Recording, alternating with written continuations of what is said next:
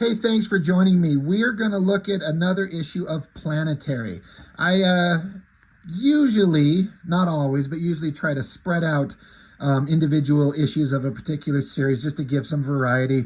But sometimes I decide just to put a couple of them closer together just for various reasons. Planetary, the last time I was talking about it, I was saying how it's in the running for my favorite comic book series of all time. I could think of this, Planetary, Tom Strong, Savage Dragon. Those are the different comic series that I would list as my favorite of all time. And I kind of struggled to choose which one is actually my favorite. But Planetary is definitely up there. But I was also saying how they don't get much in terms of views or interest, it seems like. There are those who do watch it and do get it. I've had some people say that they enjoyed the series immensely back when they read it for the first time, and they kind of enjoyed my kind of revisiting it. And I've had people say that they've never heard of it, never tried it, and wanted to give it a shot. But in terms of views on the channel, this Planetary series doesn't get much. So for that reason too, I try to spread them out. But this issue 10, this one, I struggle to say it's the best issue of the series. I guess that's kind of not the case.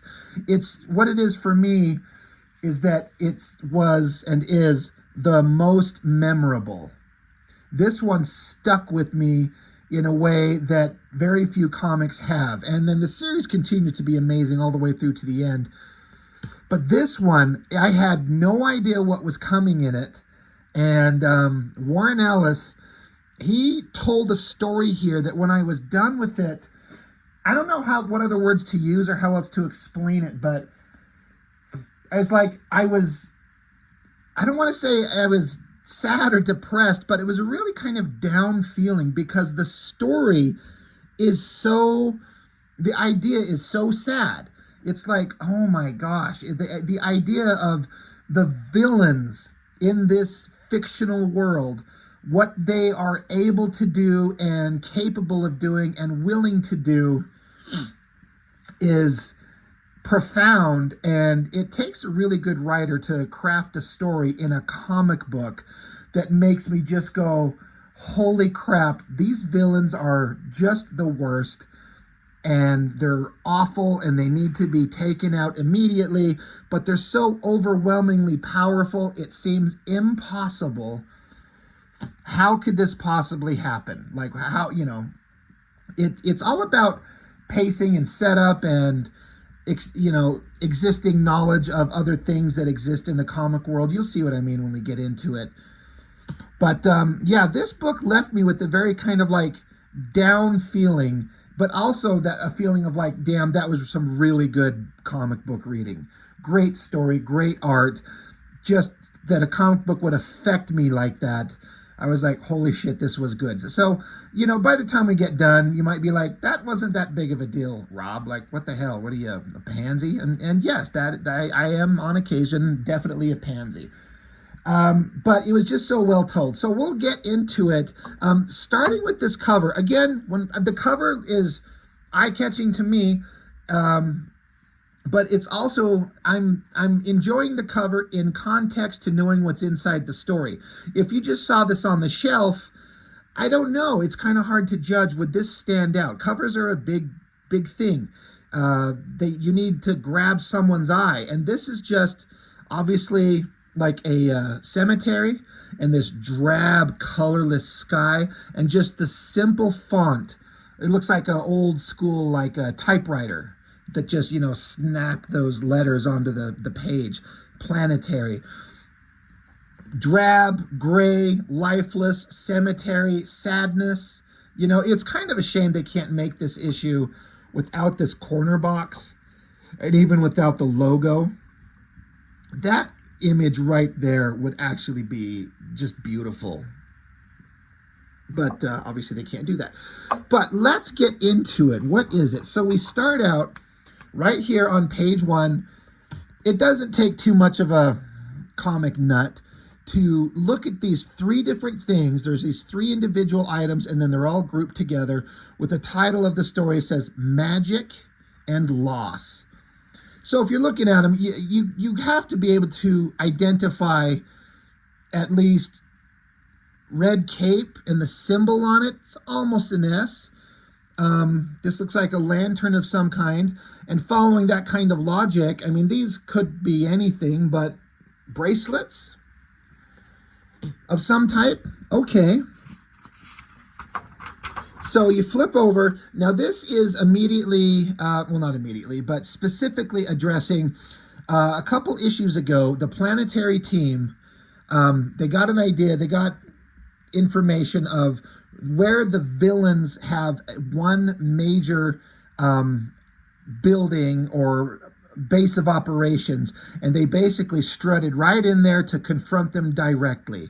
And for those who don't know, the villains of this story, of this comic book series, are referred to as the Four. But what they really are is a hyper evil, hyper powerful version of the Fantastic Four. There's a Reed Richards, there's a Sue Storm, a Johnny Storm, and a Ben Grimm. And we haven't really seen them.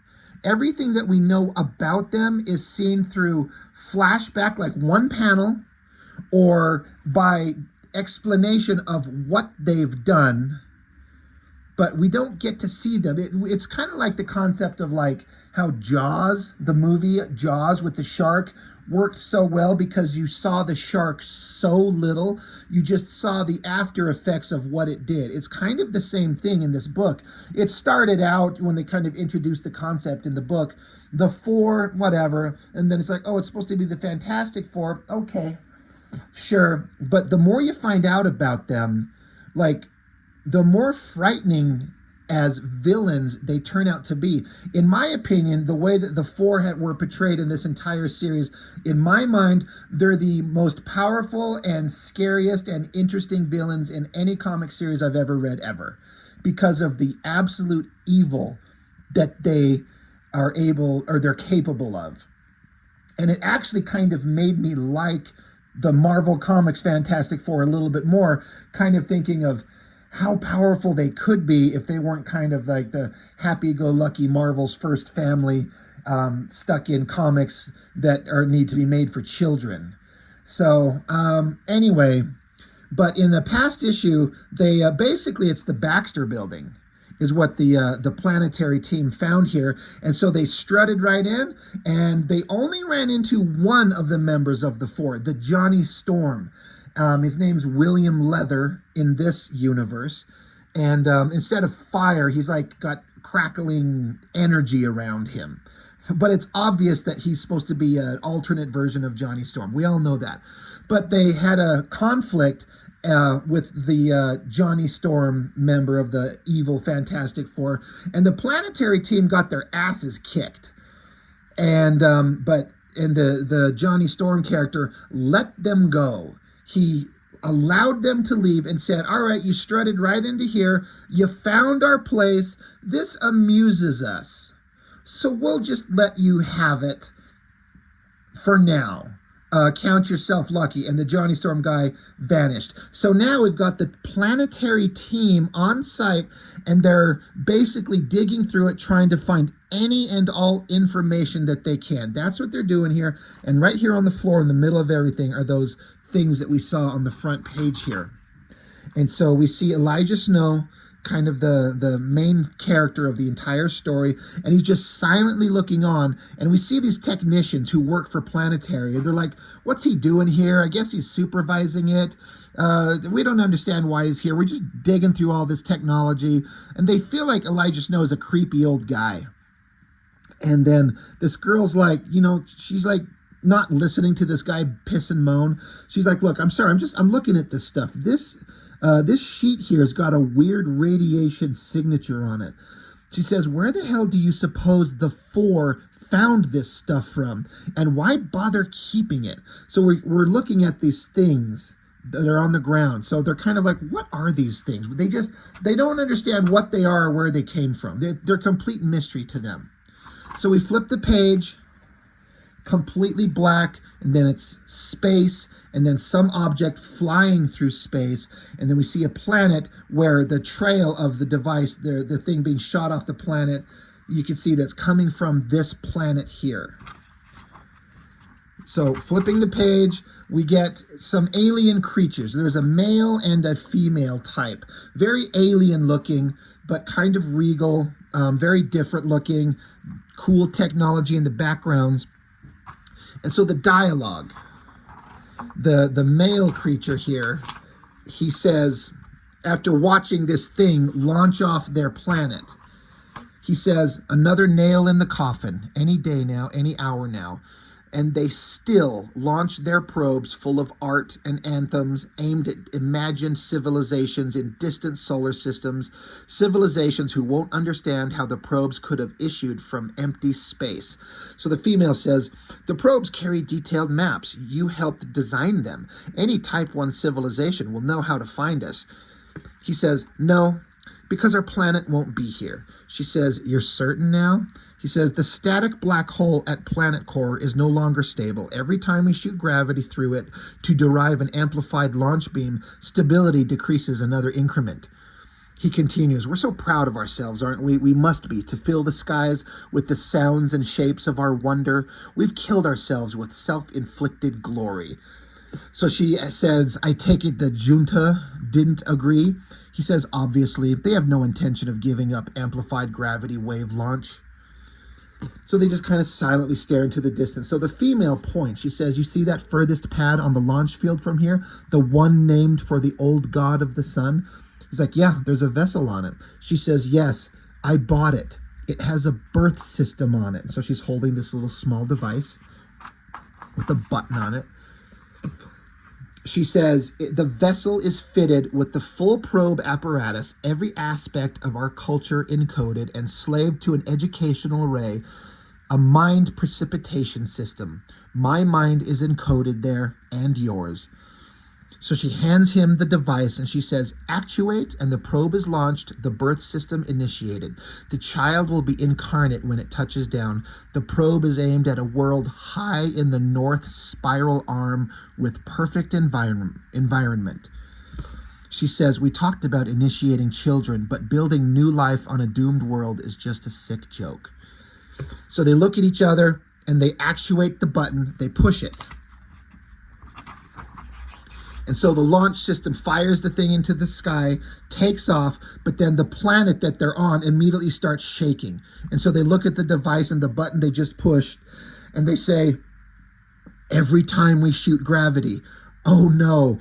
And so this device takes off from the planet, and then the planet explodes. So again, it doesn't take much brains to understand that this is an alternate version of the Superman origin. This is Jor-El and whatever the hell the Mother El, whatever the fuck her name is. It's an alternate version of Superman. But in this world, it's their actual final act on their own that actually caused the specific explosion of their planet, though it was going to happen anyway. So basically, and again, remember, this is a Wildstorm comic. This was, in theory, set in the same world as Wildcats and Deathblow and Gen 13 and Wetworks and all that other stupid shit. So in this world, there's like, out in the universe, a Superman has been shot towards Earth. And then the planet explodes like Krypton does. And then we see, the planet exploding, the pod flying away. And then we come to another scene where the same spiraling explosion image is in the center of this giant lantern device. And a voice says, a waste. So then there's this weird creature, this black shape covered with electricity in a red cape. And it speaks. It says, a world gone, only madness to blame. Their ingenuity and passion will be missed. This is the sort of thing we are supposed to be protecting them from. Look now. And they look into the giant lantern device behind them, and there's an image of a man walking on like an ugly, desolate world carrying a light. The creature says, look now, the first of us was born upon a world choked by pollution and damaged weather. The continent he worked on was shrouded in smoke, mist, thick gas. He was known as space's first policeman. To light his way, he wore a lamp whose element glowed perfect blue. His was the light of reason, the light we should have shone upon that world. But living worlds are many, and we are yet too few. Flip the page, we get this beautiful splash page of all these various it's dozens, hundreds maybe, of these alien creatures of all kinds of varying heights and sizes and body shapes, completely alien, kind of humanoid, various, all kinds of different things. Obviously, this is a version of the Green Lantern. Now, DC Comics, I don't read many of them. Green Lantern is the character I would probably, it's one of the characters that's like one of the major characters that I know the absolute least about. I know almost nothing beyond the extreme basics of the Green Lantern. But I do understand the Green Lantern Corps, so that's what this is. They don't ever refer to themselves as anything specific, but we can just call them the Blue Lanterns because that's what they have. This is the Blue Lantern Corps, a spacefaring group of people that are like policemen of the universe, and this would be the version here of the Green Lantern that we would know in the DC Comics in this alternate version. He's walking up, the voice says, "Approach." And they hold out a lantern, and it says, "Your badge of office, your defense, your tool, the symbol of your sacrifice, your freedom for a better way of living.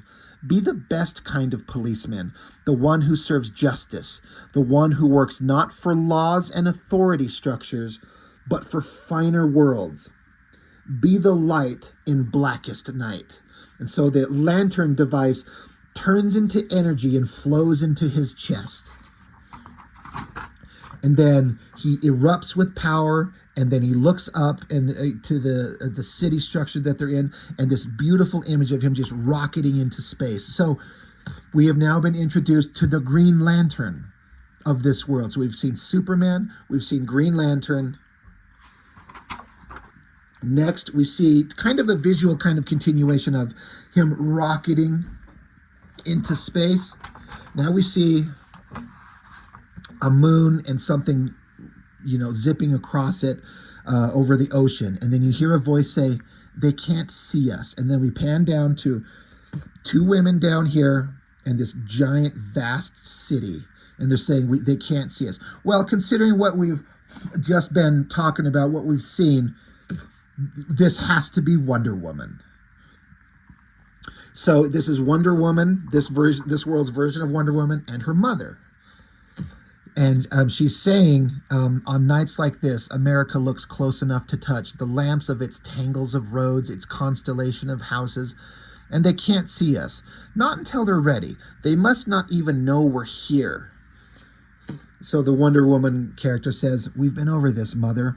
I can't tell them where the island is or even how it comes to be that they have never been able to perceive the island. I just have to tell them that it's here, tell them what we have. Explain to the country with the great phallic rockets that a secret female society off their shore is about 600 years ahead of them." The mother says, "Oh, those silly rockets. It's those that made up my mind. Their stupid politics are forcing moon travel at least 6 years too early for them, and they won't go back once they've achieved it."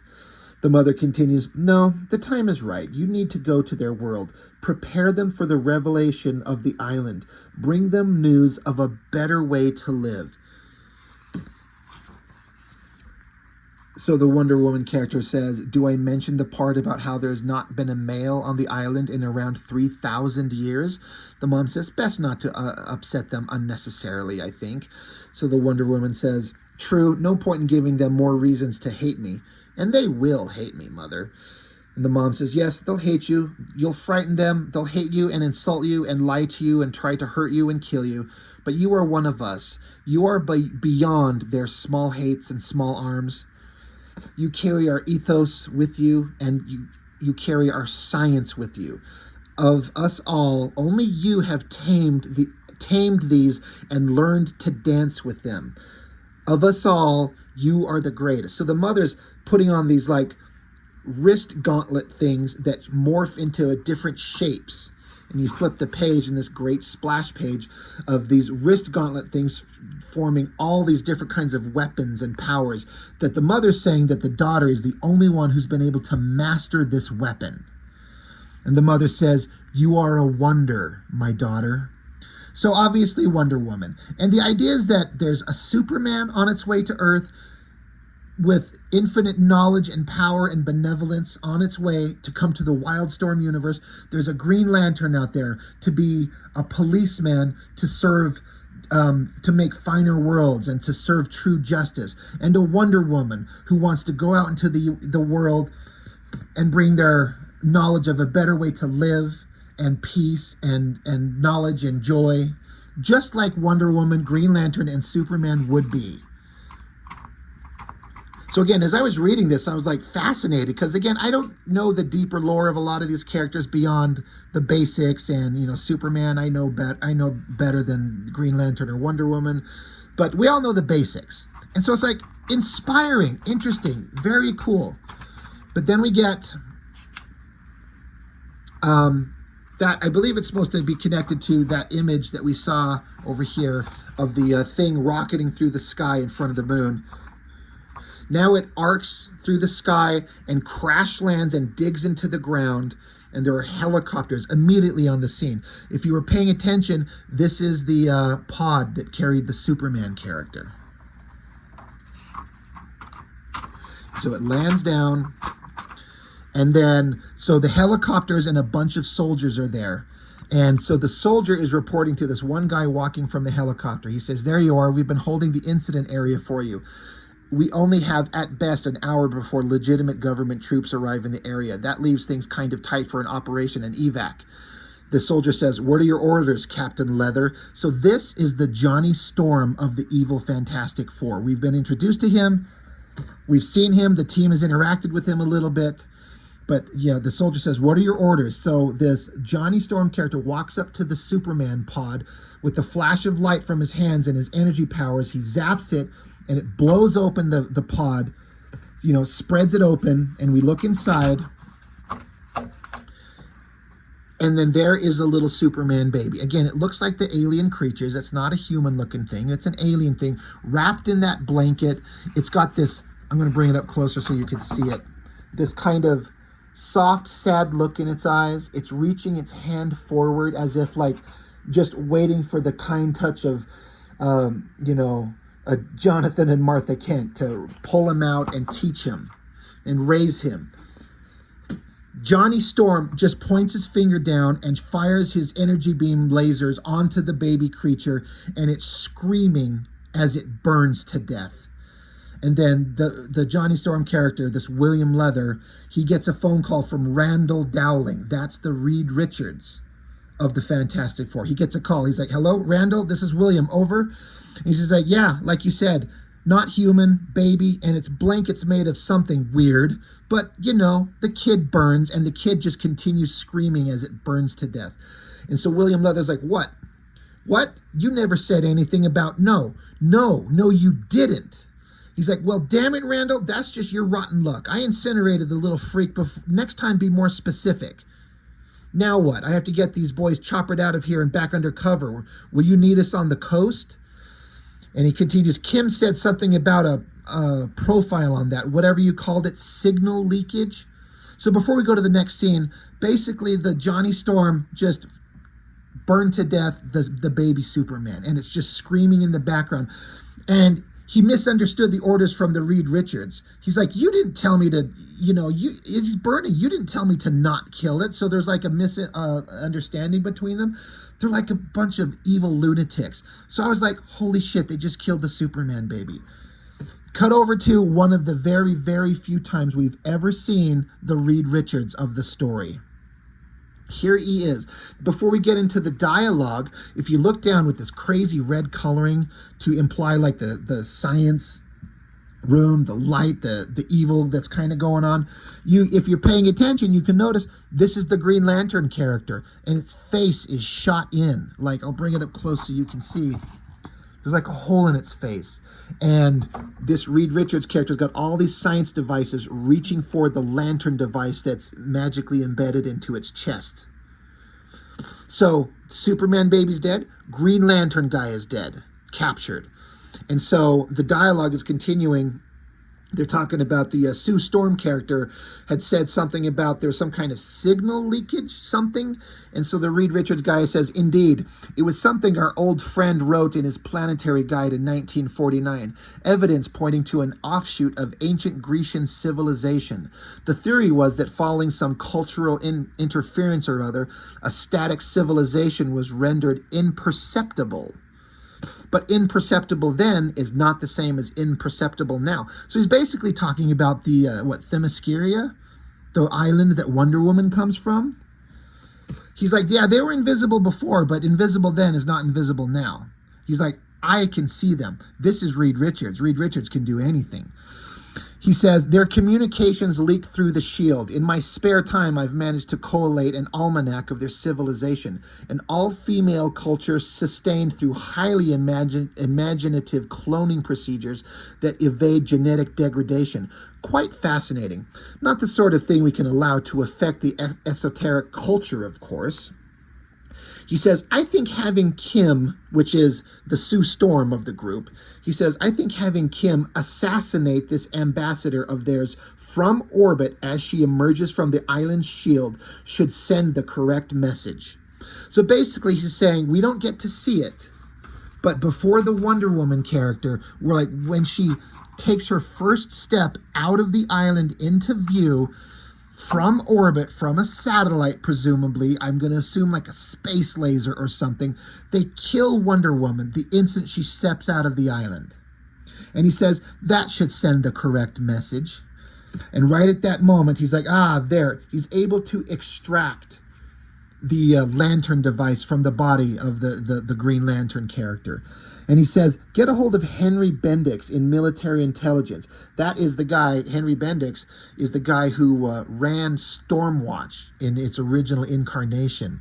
He says, get a hold of Henry Bendix in military intelligence. Tell him I've got an alien badge of office that is also a mind-powered weapon. I believe he was in the market for something like this. Tell him I also have the tapes of the creature's interrogation after we shot it down over the Great Red Spot. And then you just flip the page and you just see the devices, the lantern, the wrist gauntlet weapons, and the cape. And Elijah Snow is just looking at them, staring like he doesn't understand what they are. We just got the history, but he looks at these things and he can only imagine what they could have possibly have been. And so he says, secrets, lies, and death. I've been going about this all wrong, haven't I? I've been waiting for something to break when I should be using something to break it with. It's John Stone I need to see, isn't it? And the other guy, the just scientist people are like, creepy old goat. And the girl says, nice smile though, like something finally made sense to him. And that's the end of the story. It's just over. So we were going to have a Superman, a Green Lantern, and a Wonder Woman join the Wildstorm world, in theory, and in conception, and they just fried the baby right out of the womb, shot down the Green Lantern guy, put a hole in his face, and ripped the weapon out of his chest, and they vaporized Wonder Woman the instant she steps out of her island. And this is Reed Richards. It's like he's so evil. It's just like science villain amped up to the most amoral evil. And it just ends there with Elijah Snow, like I was saying. He doesn't understand what these things are. We now do. The law, and as is the title of the story, Magic and Lost. The magic that could have been with those three amazing characters and what they stood for, and they're just vaporized because of the evil whims of some scumballs that want to keep the world under tight control. And Elijah Snow, he's like, I've had enough. I've been going about this the wrong way, and I'm going to start fixing it. And getting into the next issue, I'm excited to get into it because he says here, it's John Stone I need to see. Who's John Stone? Well, we'll definitely get into that issue next time I look into it. That's this book. But it's another character that, like I said, we've been introduced in Planetary to alternate versions of the Fantastic Four. We've seen a John Constantine. We've just seen Superman, Green Lantern, and Wonder Woman. The next issue, this character, John Stone, is Nick Fury. Is like an alternate version of Nick Fury and James Bond. He's basically Warren Ellis combined Nick Fury and James Bond into the coolest fucking super spy you've ever seen. Great issue. So, but like I was saying, it's just like there's zero story about the main characters, and I've talked about this with Planetaries. The main story I could not wait to get into, and Warren Ellis doles out the bits of the story in such small bits and pieces, and will go off on these tangents of these other things he wants to tell that are all connected. But occasionally he takes these little detours to tell an alternate story, which is kind of what this is. But it's still infinitely fascinating, and getting to see just how evil this Fantastic Four could be, it really sets up just how bad they are and how badly they need to be defeated and how impossible it seems. They're so powerful. They're so overwhelmingly super powerful. No one could beat these guys. But Elijah Snow is concocting a way to do it. So like I said, when I read this initially, I was just left with like, it's like, holy shit, those three characters just slaughtered so easily. The magic and wonder that could have come to the world. It's so well written to elicit that kind of like down feeling inside me. So again, maybe that sounds silly. Maybe it sounds kind of ridiculous. I get it, you know, but well-written story, beautiful art, interesting ideas. I love that a comic book can have an effect like that. And that's how it was for me. So I love this issue. It's not necessarily the best issue of the series, but for me, it was the most memorable. I never forgot a single moment in this issue. There's some other issues where I read it, I'm like, oh yeah, that's right. I remember that thing. That's awesome. That's badass. That's really cool. Love it. But I remembered everything about this one. It stuck with me forever. So, as always, that's all I've got for now. Thank you so much for watching. Let me know what you think. Have you read this? What did you think about this? Did you feel the same? Let me know what you think about this one. So that's all I've got for now. Thank you so much for watching, and I will see you next time.